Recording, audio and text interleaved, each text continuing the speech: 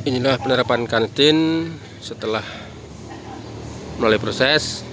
Seperti itulah penampakannya di kantin utama, kantin terowongan, kantin sudut luar kanan, kantin sudut luar kiri, kantin sudut dalam kanan, kantin sudut dalam kiri.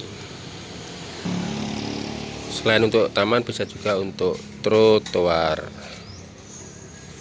dan median jalan.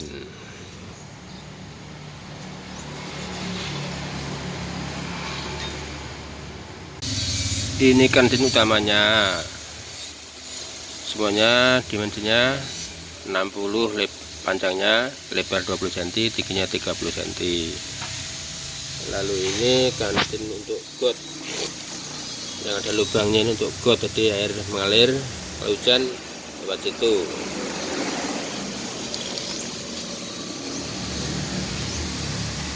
Biasanya terpakai di trotoar itu kan selalu ada lubang untuk air itu.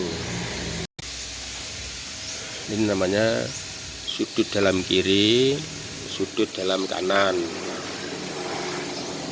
Terus ini sudut luar kiri, terus yang situ sudut luar kanan. Ini sudut luar kanan ini. Makanya ada 6 varian kantin. Kalau di lain tempat kan hanya yang ada hanya itu kantin utama dan kantin got. Kalau produk pasar-pasar ada 6 varian, jadi tidak perlu potong-potong lagi.